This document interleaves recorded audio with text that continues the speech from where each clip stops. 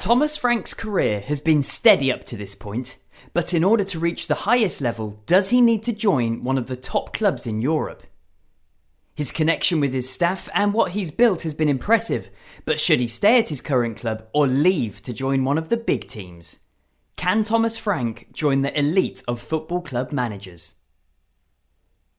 The Danish manager started out at youth football in his home country, taking control of the Danish youth international teams. He climbed to under-19 level before being hired as a first-team manager by the strong Danish club Brøndby at the end of the 2012-13 season. Brøndby were one of the traditional big teams in Denmark with FC Copenhagen, but it was around this time when things were starting to change in the Superliga. Frank managed just over 100 games for Brøndby, where he started out playing 4-2-3-1, but moved to a 4-3-3 later on. His start was rough, as he needed to wait until the 8th game of the season to get his first win. A big victory against rivals Copenhagen came soon after that, and they made a respectable finish in his first season. However, at the time, smaller teams in Europe had started to concentrate on introducing statistics in their approach to the game, and this had made its way over to Denmark. Some of these clubs were run by sports betting companies who had experience working closely with statistics, and this is how FC Midtjylland pivoted when brought by Matthew Benham. The Brit also ran the sports betting company Smart Odds that analysed large groups of data that was used to gain advantage in betting on football games. How does it feel? It feels brilliant. Another sport betting connection was with the company StatsBomb, who were involved in the club at the time, and both made an immediate impact in the Danish Superliga. Matthew Benham had also bought small London club Brentford the year prior in 2012, so a connection between the two clubs was always likely. The Bees were in the third tier of English football and managed to get into the second tier in the 2014-15 season. After a few mid-table finishes, Benham looked to Denmark to replace old manager Dean Smith and decided to hire the Brøndby manager Thomas Frank to become Smith's assistant manager. 5 years of football school in the summer. This took one of the best managers from one of his rival teams in Denmark while showing the direction Brentford were looking to go in. Brentford started using statistical models that had been deployed and worked in Denmark to get minor advantages in different areas of the game. They hired a specific throwing coach to work on taking advantage of set plays and exploit weaknesses in other teams' preparation. Who is the best f***ing team in West London? Brentford also made sweeping changes to the club by taking away the club's youth academy, as it wasn't deemed as a good use of their limited budget. It wasn't long until Frank took full control of the first team, and not long to see an immediate impact on the pitch. Brentford finished with back-to-back third places to finally get promotion to the Premier League, which was boosted massively by the signing of striker Ivan Toney, who was lighting up the league below.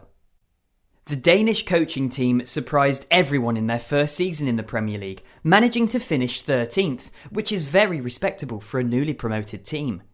I'm a big fan from Thomas Frank. They combined a solid defensive bank with efficient set-piece and counter-attacking football to surprise teams as they played with more or less the same team that won them promotion the year before. Unbelievable proud of my team. I think we are the smallest club in Premier League. Manchester United probably the biggest. I think the way we played first half, I think we destroyed them.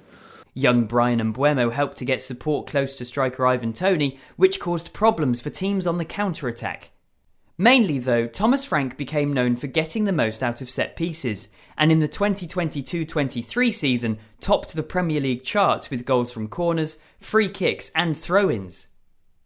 One of their best Premier League signings, centre-back Ben Mee, said that the team are offered a bonus system of payments for scoring set pieces at the end of the season. This shows just how much they value it and where they see an inefficiency in the game as a whole. Football-wise, Frank has got a lot out of a small budget, with careful and sensible transfers since arriving in the Premier League. One player that symbolises this is midfielder Matthias Jensen, who they signed from Celta Vigo for £3.8 million. The Danish international returned 5 goals and 6 assists in the 2022-23 season, which may not seem like a lot, but for the price, this is a steady return for a consistent Premier League player. Signing Ben Mee on a free transfer was also fantastic business, as it gave them another target on set pieces that worried every team in the league. Tactically, Brentford under the Danish staff tend to focus on 3 centre-backs and 3 central midfield players, controlling the centre of the pitch and defending in a compact block. This would suggest that fullbacks or wing-backs would get forward often down the wings, but this is not a large facet of their game. They have capable players in Rico Henry and another Dane, Mads Roslev, but they don't have great assist numbers, with only 18 in over 300 games for the club between them. But of course we wanna do the things we do, and we know we rely on our principles, and we have the system we have, and we know that if we do that to perfection, there is no one that's going to be able to get through it. Most of the attacking play goes through the middle, either up to Tony or along the ground to Mbeumo, in a partnership that totaled 41 goals for Brentford's total of 58 in the 2022-23 Premier League season. But how much better can Brentford play with this current system? When all their players are back fit, they're a formidable team in many areas, but how much more can Frank get out of them? Will he try to go back to his preferred formation of 4-3-3 or have to stay with 3 centre-backs to survive in the Premier League? He's shown great discipline and focus on undervalued areas to make gains in neglected areas, but transfer budget is a large barometer for success. It could be necessary for Brentford to sell star players before they can afford to bring in mega talents to put around their consistent performers. That will in turn break up what Frank's built in this team and cause disruption trying to integrate them. Brentford could make minor upgrades to areas like wing-back, as they've shown in signing young Scottish international Aaron Hickey, but they need more of this sort of investment and quicker to help the manager develop them in time for a step up to European competition. I think I said, I didn't say it was the most perfect club for me. I think it's the perfect football life. That's how I... Perfect. Football life.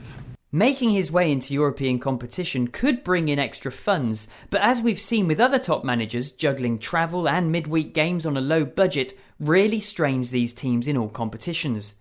Frank's shown that he could handle that, but a move to a larger team in, say, Germany could be more likely, and he would have the budget to have quality and depth. The Premier League would be the best league for him to stay in, as he's proven he can handle the attention in games against global giants. Most successful teams dominate possession and press the opposition when they lose the ball. This hasn't been the strength of Brentford since arriving in the Premier League, which could be a mark against the Danish manager if he was to step up. They average 44% possession away from home, which shows how reliant they are on counter-attacking to generate chances. To join the elite of football managers, Frank would have to prove that his teams can control games with possession to increase their winning percentage.